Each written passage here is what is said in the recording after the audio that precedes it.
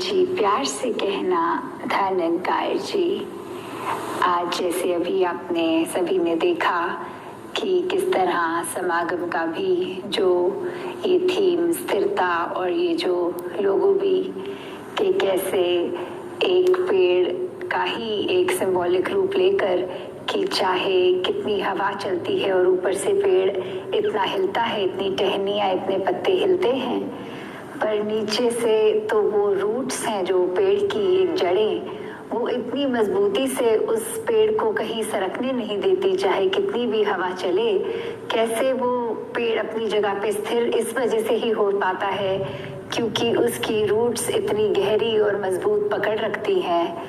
तो ऐसे ही अगर हम देखें कि किस तरह जीवन में हमें स्थिर अगर होना है तो कुछ भी घटनाएं घटती रहेंगी तो हम ऊपर से तो चाहे कितने भी अस्थिर हो सकें, पर अंदर से जो एक स्थिर के साथ जुड़ने से ही स्थिर होना कि अगर हमारी रूट्स ही ये विश्वास इस ज्ञान पर, कैसे इस निराकार पर हम जब पूर्ण विश्वास कर लेते हैं तो ये हमारा मजबूती ये विश्वास की ही हमें स्थिर रखती है। फिर वही होता है कि चाहे कितनी भी संसार में आंधियां हमारे जीवन में आए उस रूप में, पर फिर वो ठस से मस एक भक्त नहीं होता, अपने जीवन में बिल्कुल इस ठहरे हुए के साथ ही ठहरा हुआ होता है। जैसे यहाँ एक बात ये आ गई कि हमने एक सीखा, और भक्तों के जीवन में तो एक इससे और श्रेणी एक और कह लें कि उन्होंने तो जहाँ ये मान लिया कि जीवन में हर पल सीखने से ही एक गुरसिख जो हर पल सीखता है, तो वो जहाँ सीखने की बात तो है, तो कैसे ना कि सिर्फ सीखने की चाव, पर ये एक एक्सेप्टेंस भी आनी कि हर पल हमें सीखना है और हमें कुछ नहीं आता। तो जैसे एक कोट भी है कि wisdom lies in knowing what you don't know, कि कैसे हम अगर ये जान गए कि हमें कुछ नहीं पता, वही असल में समझदारी है। और किस तरह हमें अपने जीवन में जहाँ ये भी कहा जाता है कि जो सीख गया वो सीख गया, तो कैसे एक गुरसिख का तो हर समय एक सीखने की तरफ, एक लर्निंग की तरफ ये जर्नी चलती जाती है।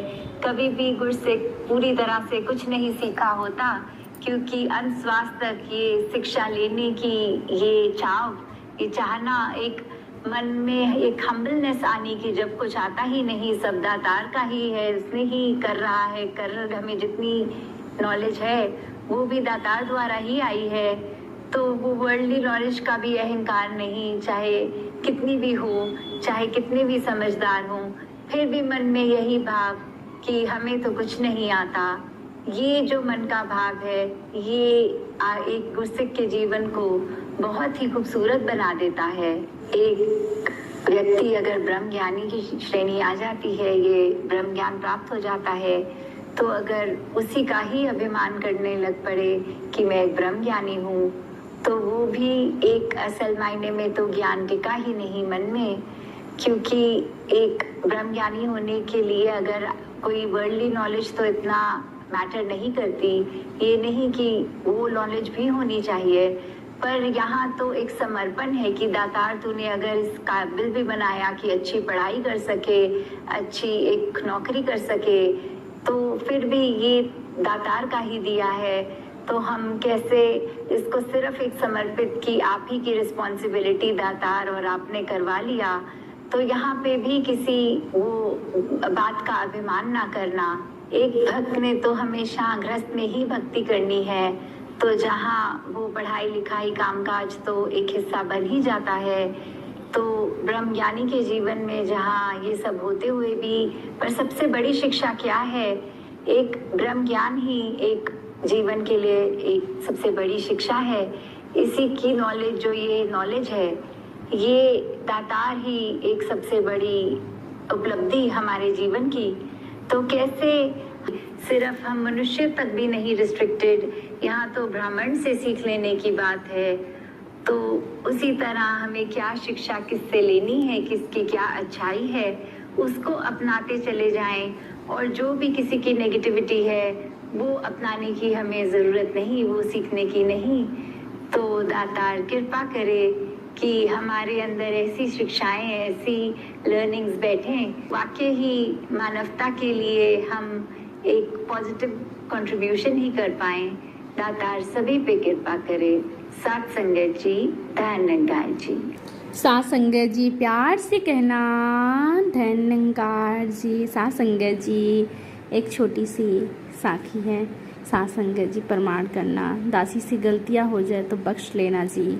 संसार में रहना है तो माया के बीच ही रहना होगा। सात संगत जी बाबा हरदेव सिंह जी ने उदाहरण देकर समझाया कि नाव चलाने के लिए पानी की आवश्यकता होती है। सात संगत जी नाव पानी में ही चलेगी, लेकिन नाव के अंदर पानी ना आए यह ध्यान रखना होता है। सात संगत जी इसी तरह हम बेशक संसार में विचरण करें, लेकिन ध्यान परमात्मा में टिका रहें तो जीवन में स्थिर और सहजता कायम रह सकती है। सात संगत जी